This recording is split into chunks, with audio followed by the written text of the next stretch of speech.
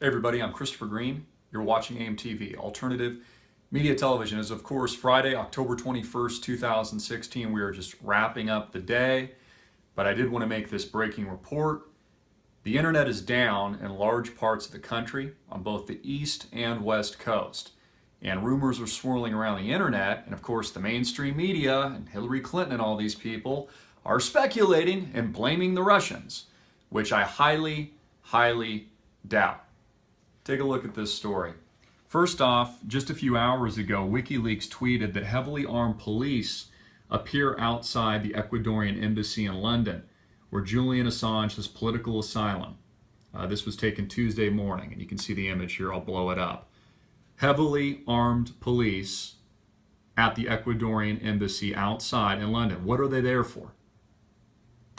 Speculation is mounting. Now, in addition to that, WikiLeaks tweeted, this was earlier and I retweeted, Mr. Assange is still alive and WikiLeaks is still publishing.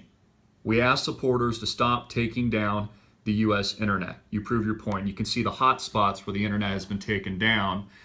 We haven't really been affected here in Arizona, although I did notice an intermittent issue maybe about an hour ago before I'd even realized that this is actually occurring across the country. But you can see mostly we're talking about the East Coast, looks like part of Texas, the West Coast covering the California coast, and the northern West Coast of the United States of America. Now, of course, we're getting mainstream media reports on this.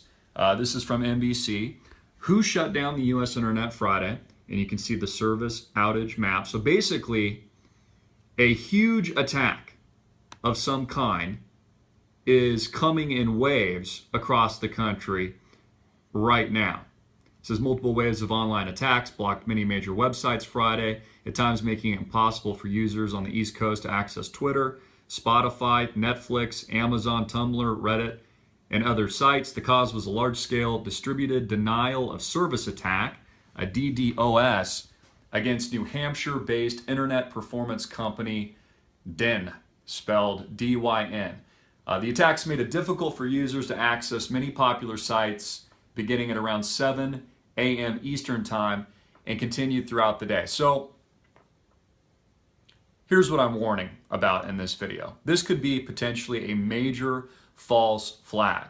To blame this DDoS attack, and maybe this is just the start of a further internet shutdown across the country, to promote war against Russia.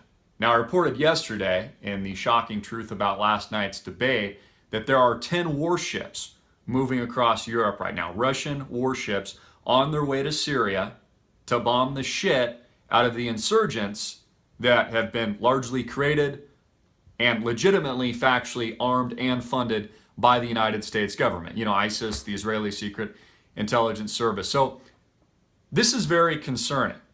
If you watch the video I put out yesterday, I said that we've got about 2 weeks before war. Do you get it? Do you understand? Now we have what looks like the grid, the internet grid at least, going down. This could be a test. I think it's highly likely it's not the Russians. It's actually the U.S. federal government, either running a test because they just want to test things, and or to potentially use it as a false flag to blame this service disruption on the Russians. Because again, we know it, I know it, and you know it. The United States wants war against Russia. I mean, guys, you can see this with your own eyes. There's 10 warships moving on their way through Europe, past the UK, to Syria right now. We're talking a 2-week timeline, could be sooner because Putin's smart enough to use the element of surprise. And now we are having very suspicious disruptions all across the United States of America. There's a reason why I've asked, and I've recommended through the years, and I continue to ask the question, are you prepared? Are you prepared? What we're seeing today and tonight is highly suspicious. We will be, of course, following this story.